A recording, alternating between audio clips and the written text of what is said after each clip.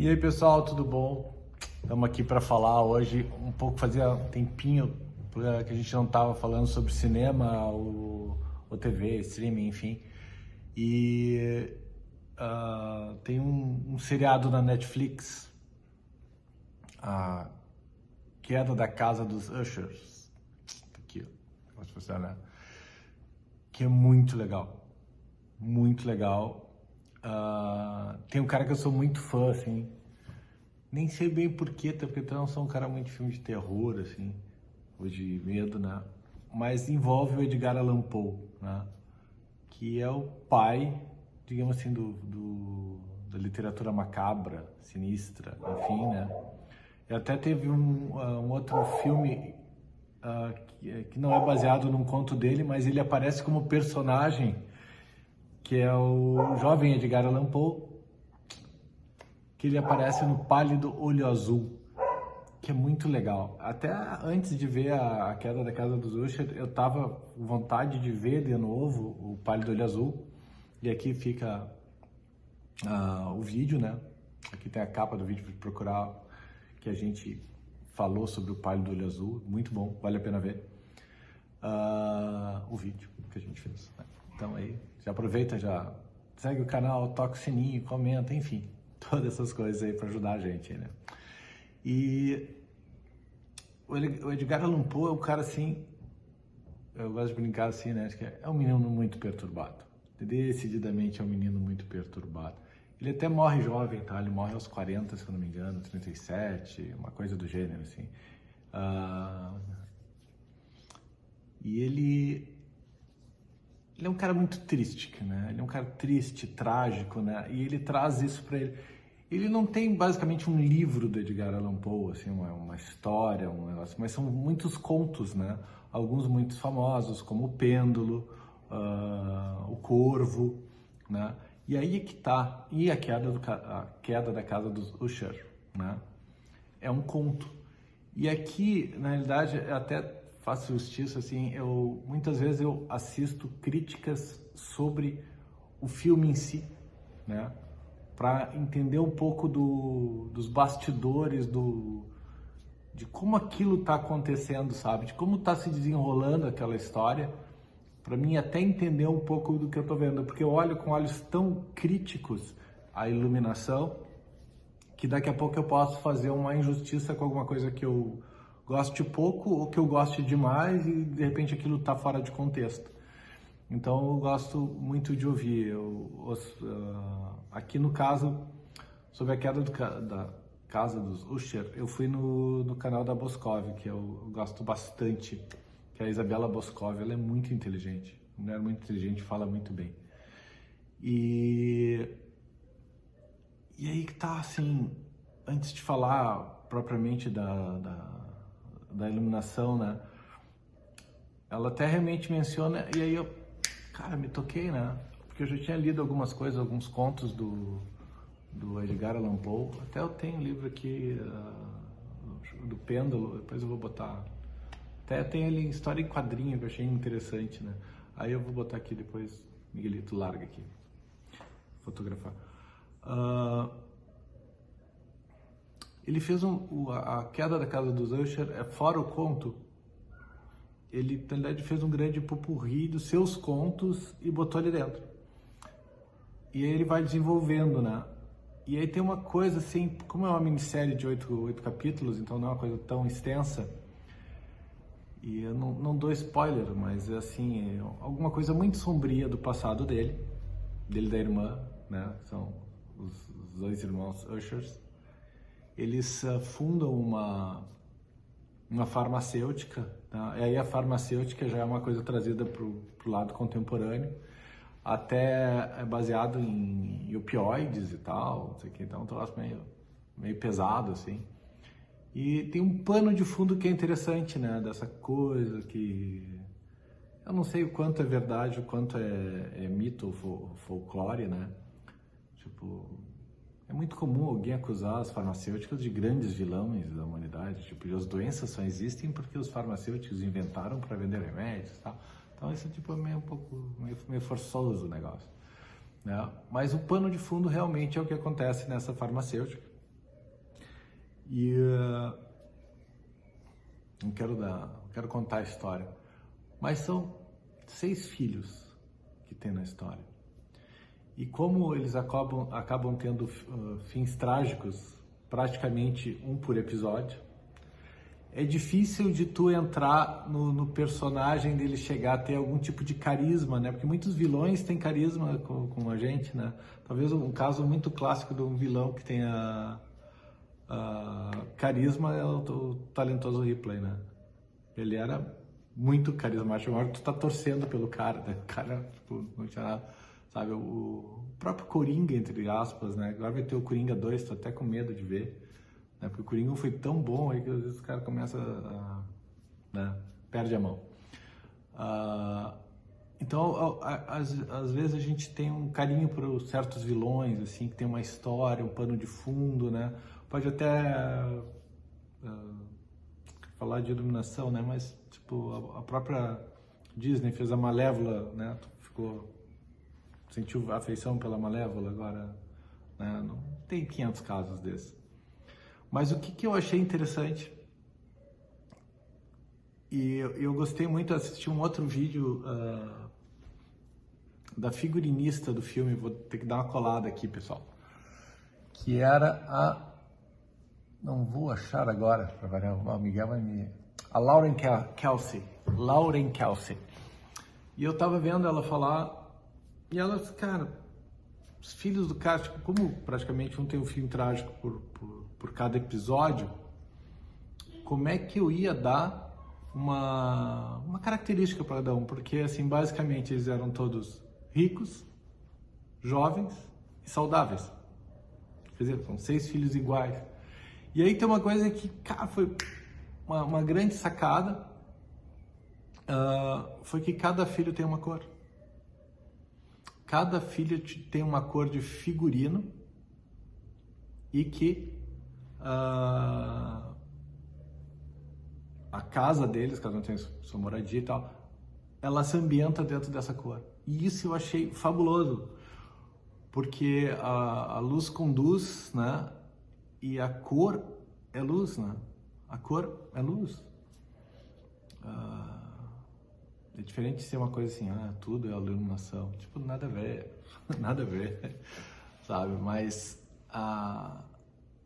e também é diferente aqui de dizer, o fulaninho, a cor do fulaninho era vermelho, porque ele era mais pecador do que o cara do verde, que era da natureza. E não é nada disso, tá? Até aqui agora nós vamos passar umas imagens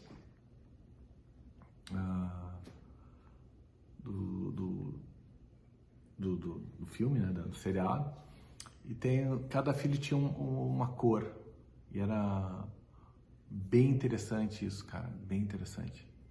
Então isso aí, como eu tava falando, cada filho tinha uma cor. Eu vou dar uma colada aqui para ter os nomes deles e, dentro do possível, não botar a imagem de uma cena que tenha essa questão da cor, para te perceber. Não sei se eu consigo todas essas pela internet e tal, isso ainda não saiu na SC, então não consigo baixar a imagem para vocês mostrarem, mas de forma geral aqui eu vou dar dos 6 filhos. O Perry, a cor dele era o vermelho. A Camille é prata. O Léo é amarelo. A Vitória era laranja. A Tamer era verde. E o Frederick azul, sabe? Isso não tem nada a ver com a característica de caráter, até porque a questão do caráter não é o forte da família, tá? A questão realmente é uma família assim meio disfuncional, assim, o pessoal é meio tipo bem pirado, tá? Mas eu achei muito interessante que é uma forma de dar característica através da cor, né, nessa direção de fotografia, que é muito legal. Que é uma coisa, eu procuro sempre traçar um paralelo, como a gente usa isso na arquitetura, né? Que é exatamente isso que grandes feiras de arquitetura, grandes mostras de arquitetura, como a Casa Cor, a Visual Design, a Glass, enfim, deve ter outras tantas. Os arquitetos que participam dessas mostras eles buscam uma identidade visual e não apenas formal, né? Não apenas tipo a cadeira, um formato e tal, mas uma identidade visual também através do, eles falam muito em mood hoje, né? Que é o humor, mas da paleta de cores, dos tecidos, sabe, de todas as texturas, enfim, e de tudo que compõe o ambiente. E não falo nem formalmente, porque normalmente, normalmente, não foi uma intenção de rimar nada aqui, mas de forma geral, muitas vezes se pensa num conjunto de cores, sei lá, couro com marrons, amarelos, vermelhos, enfim, quando tu vai para o mar, você vai mais azuis, brancos, enfim, nesse sentido. Então, essas questões foram de cor, que vai dominar a questão da direção de fotografia de cada um desses personagens, que é o interessante, porque pouco tu sabe dele, porque não tem tempo de se aprofundar no personagem, então eles tentam, de certa forma, te insinuar, através da cor, de quais seriam as preferências dele, enfim, de uma bagagem cultural que levou a tal decisão. E isso eu achei muito legal. Agora, propriamente dito, assim, as casas são sempre muito luxuosas, isso eu achei legal. As casas são muito luxuosas e eu acho que essa decisão ai, meu Deus do céu. Da Lauren Kesley, a decisão da Lauren de dar cor, ela acaba sendo determinante na arquitetura, porque todas as casas, apartamentos, enfim, as moradias desses filhos, eles aparecem. Então, eles têm a própria arquitetura conversa com a cor. Então é muito interessante. Tem um cara que ele tá e é interessante que o personagem tá com uma camiseta laranja, ele tá na casa dele, então tem aqueles marrons, então, e a arquitetura parte da cor que ela definiu para ele. Ele é laranja, tem vermelhos, tem coisas mais escuras, vai puxando para a cor, o apartamento é mais escuro, mais entrando nessa vibe. A outra filha, que a cor é prata, o apartamento dela é mais claro, mais amplo, sabe assim? Isso eu achei fantástico. E uma boa estrutura de iluminação em si, sabe? Em si. O apartamento prata, ele era um apartamento assim mais rico, ele era a cor prata, né, da personagem. Ele tinha mais vida, mais detalhes iluminados. O do laranja era mais fechado, o do azul parecia mais a casa da gente, assim, né, tipo uma coisa mais natural. Então, isso eu achei muito legal. Algumas coisas assim, como eu acho que essa questão da cor, ela foi determinante na formação dessa linha de como as coisas iam acontecendo na história, porque a casa do pai, que é o personagem principal, né, que tem aquela que tipo, por causa de algo que ele fez no passado, tem todas essas consequências dessas mortes trágicas dos filhos e tal. A casa dele é extremamente luxuosa. E a iluminação é extremamente clássica e dentro de um tripé, né? Eu já mencionei isso aqui, porque normalmente eu tô com o personagem central, eu tenho luz de apoio lateral, tenho uma luz em cima, então eu quase que fecho uma questão renascentista de formação de imagem, muito interessante. Tem uma cena que o personagem principal, ele praticamente, o seriado é ele se confessando praticamente. Ele se confessando para um amigo e um cara que é um promotor, até entendi porque a história está acontecendo.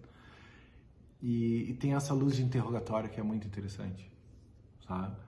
É uma luz que veio meio de cima por um lado, sabe? Então, e aí eu achei que isso é muito legal, porque essa luz que pega um lado do rosto e o outro está bem escuro, mostra exatamente isso que a gente está falando, dessa parte da confissão. Porque eu tenho um lado obscuro e eu estou comunicando, estou trazendo às claras a informação. É muito interessante, sabe? E pelo outro lado, o personagem que está ouvindo essa confissão, ele tem a mesma luz, sabe? Porque ele está no escuro do conhecimento e, por outro lado, ele está recebendo o conhecimento dos fatos. E isso é absurdo. Ah, mas ele está com a mesma luz, porque ele está confessando, porque eles estão no mesmo espaço. Sim, eles estão no mesmo espaço, mas eu poderia ter estruturado isso, inclusive dentro da tua casa, da minha casa, de outro lugar, de uma forma que um personagem, digamos assim, ele está recebendo essa luz. E por uma questão construtiva da tua casa, ela tem 3 arandelas do lado dele, tem abajur, tem não sei o quê, esse cara está bem claro, sabe? Mas não, como ele passa muita angústia, é uma cena muito angustiante, repetida pelos episódios, porque ele está sempre se confessando alguma coisa, né, explicando como chegamos a esse caos. Então é exatamente isso, tem uma parte de trevas do escuro e a parte da parte clara, que é tu descobrir as coisas. Então essa estrutura de iluminação é muito boa. E também gostei muito de quando a tragédia acontece, que a cor predominantemente de cada tragédia é a cor do seu personagem. Então eu achei isso de uma intelectualidade muito grande. Eu te confesso que isso eu fiquei muito surpreso, positivamente. Eu indico para vocês, é diversão pura. É pesado, a literatura é um pouco pesada, tipo assim, o texto é mais pesado, é uma minissérie de texto, né? Então tu tem que ter paciência para ouvir, para esperar o apogeu, sabe, das coisas que estão acontecendo. Cenas fortes, assim, impactantes, mas ele é um filme às vezes mais pesado, tu tem que estar preparado para ir ouvindo, assim, porque ele se arrasta até acontecer algo mais forte, mas é muito bom. Também já tinha comentado do mesmo diretor, que obviamente eu vou esquecer o nome, mas eu vou botar o nome aqui, né? Que ele, a Missa da Meia-Noite, eu achei muito legal. Eu não fiz vídeo, mas está no site do Escritório, em News, tu baixa lá, tem vários filmes que eu comento por escrito, então estão lá. Mas é isso aí, fica a dica de A Queda da Casa dos Usher, que é muito legal, uma direção de fotografia fabulosa, diferente, uma estrutura de pensamento bem diferente, que eu adorei e acho que vocês vão gostar também. Um grande abraço, até a próxima. Valeu!